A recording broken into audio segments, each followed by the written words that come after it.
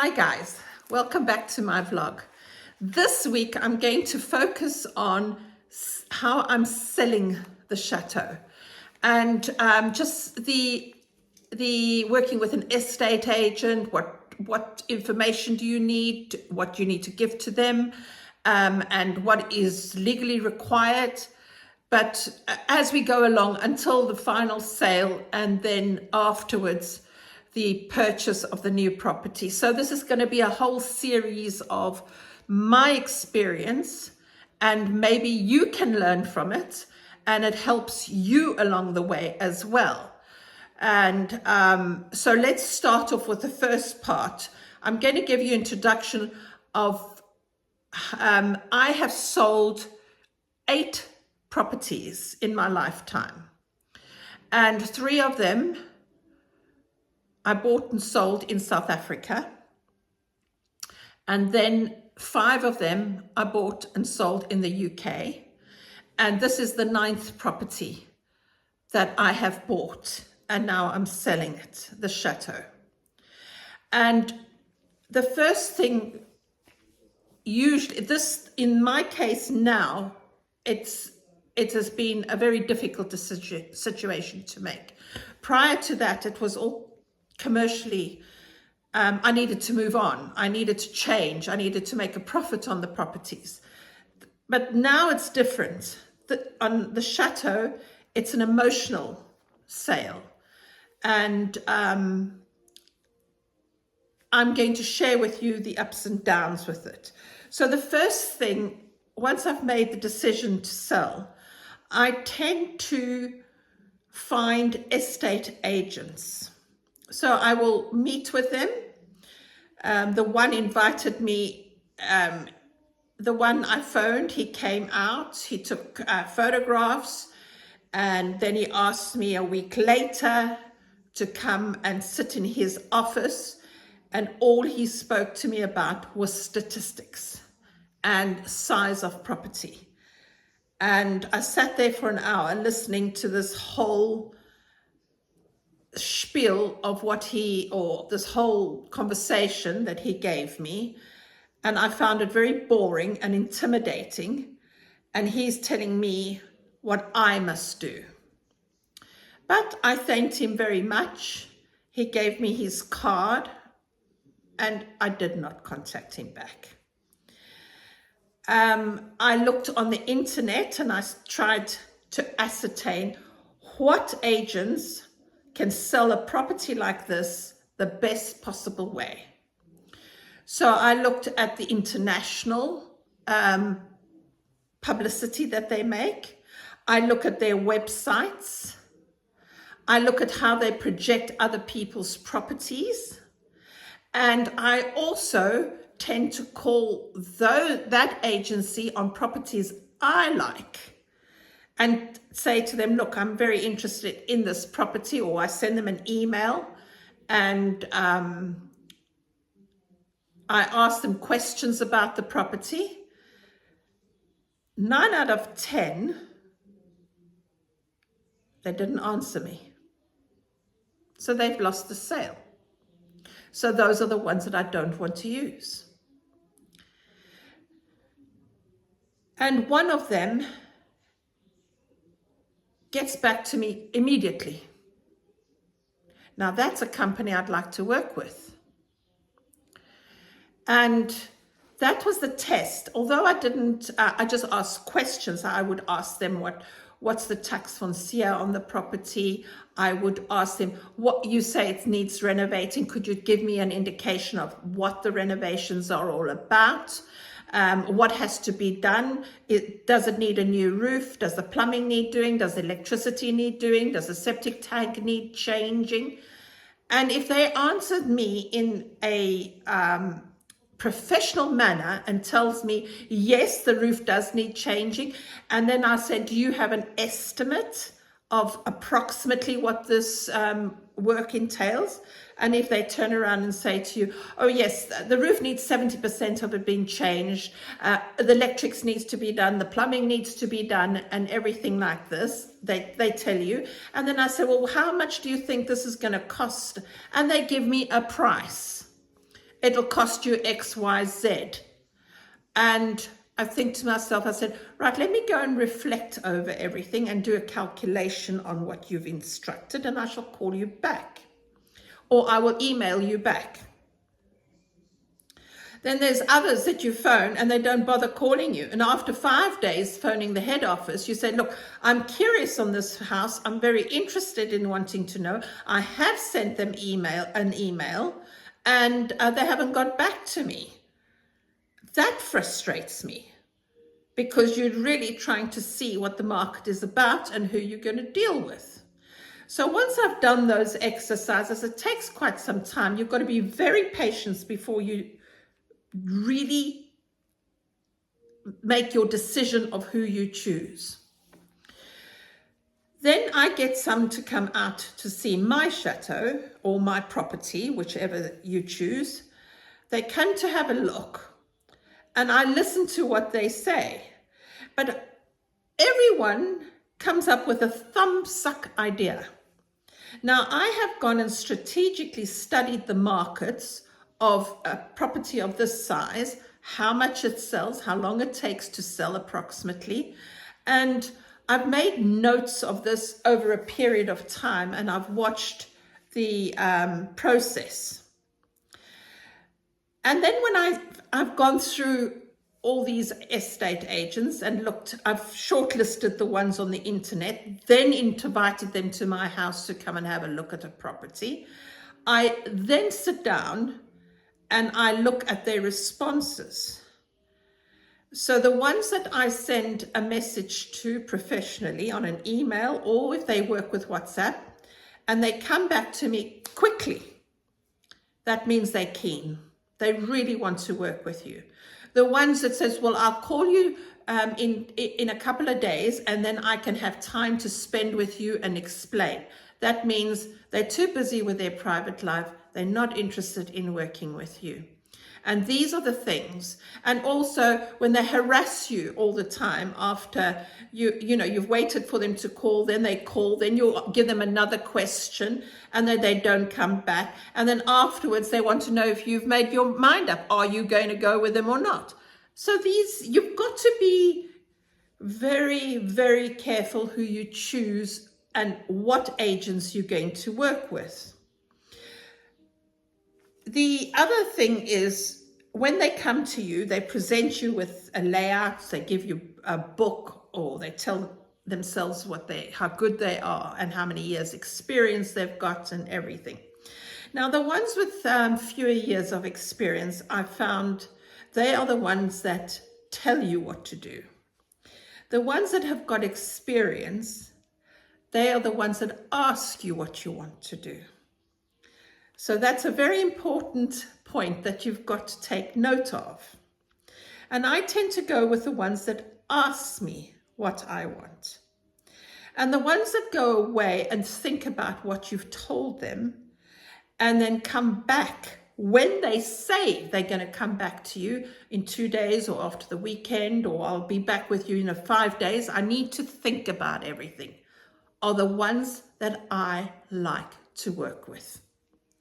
And when they come back and they sit down and they work everything out, they can send you an email, they can talk to you on the phone, or they can come and visit you. It's irrelevant.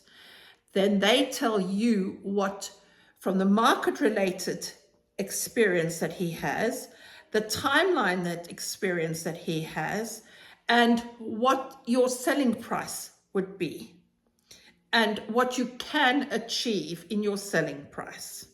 Now, those are the factors that I really work on, and that is the point that I understand which agent I want to work with. The final thing is how they treat you. I don't like the agents that mother you.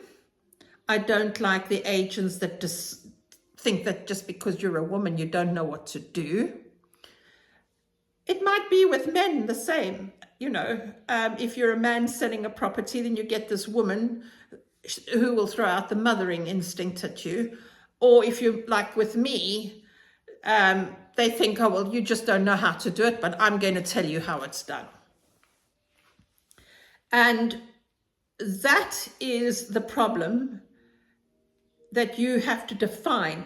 Do they suit within your character? Do they work within your character? Because if you've got an agent that you don't like and you've signed a mandate with them, you're stuck for that period of time. And you obviously want to work with someone that is flexible, that is open to new ideas, that wants to do, he's hungry or she's hungry to sell your property for you. That's the type of agent you need to get. Then when I look at how they're going to promote my property, now this is another important factor. Are they going to promote my factor internationally, or is it just locally? Or are they going to do drone shots on the property? And also what commissions they charge. I've had conflicting commissions from 10 to 5%. You've got to draw a line of how much you can afford to pay on the commission that you're going to lose, and the ability of their experience and how much they put in, because they've got to work for your property. You're employing them to work for your property, and they're getting paid a lot of money for doing that. That is also something you have to look at, the commission that they charge, and how they do their marketing strategy for you. Now, obviously, I would prefer to work with a company that does international advertising, that is not only for your area, because that's not going to work. You're going to sit with this property on the market forever. Do they advertise it in America? Do they advertise it in the UK? Is it on an international site that everybody advertises their property on, so that you can see what's going on in the market? That's important to choose from. So these are the factors that I find working with an agent. And then once you've decided that's the person I want to work with, spend some time with them. Let them work through what they are going to do. Get them to tell you all the legalities that you've got to put together. Those are things that I will explain to you next week. The things that you need to put together, and see how they help you along, how they tell you what to do, and you get the things together. If you cannot get it together, they help you. That is also very important. And also if they take charge of this issue, because you're going through an emotional time trying to sell your property, they are not. So if they say, well, I'll contact this guy, and he can come out and do whatever inspection he has to do, don't worry about it, I'll sort it out. Not you say to them, well, could you speak to them because you've got a relationship with the people that you need? Well, it's best that you contact them. And especially in France, when you don't speak French professionally or perfectly, things get lost in translation.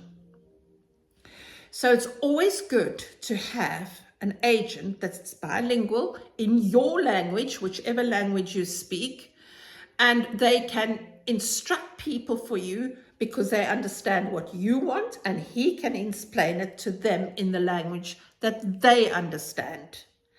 That is, to me, the most important thing.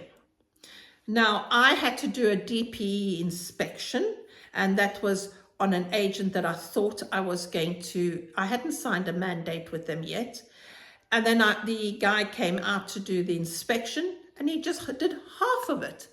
Then suddenly, when I come with an agent that I need to choose from, I thought the DPE was correct, but no, he had to do more, and you get charged more.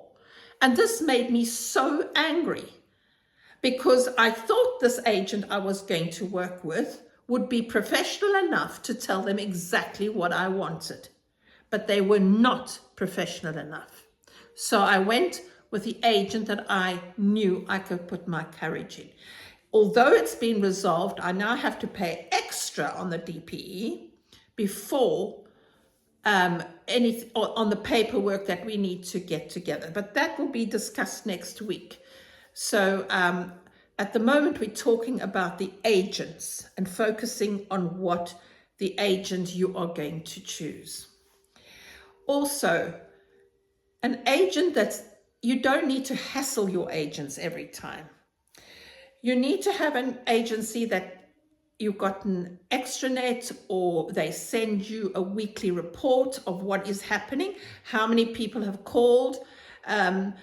We've got these bookings set up for next month for you. How many are set up? And these are all the people that we've sent it to all our agents in our company.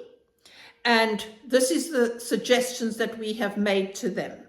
And they will then market it for you as well. And they will book people to come and see you. And you keep your core agent as where they've got to go through him so that he can do the bookings for you or confirm the bookings. And then they can arrive with the purchasers to come and look at your property on the correct time. So you need a system like that works. And it makes your life easier because you don't need to keep hassling. You can pop online and check the list. Anything is new that's happened. And that takes the pressure away from the agent to focus on all his other customers, as well knowing that you are there. And that makes life so much easier for you and for the agent. But if you have a question, remember, agents are very busy with their customers. And if you send a message, be patient. The one that comes to you with an answer within 24 hours is a very important one. So you must work on that. He's busy. He'll get back to you when he's ready. And that is also very, very important. So to me, this is the best way to find your agent that suits you and your character and your house ability to be sold. So next week, we'll focus on what legalities you need to sell your house in France. Till the next time, and I'll chat to you again. Bye for now.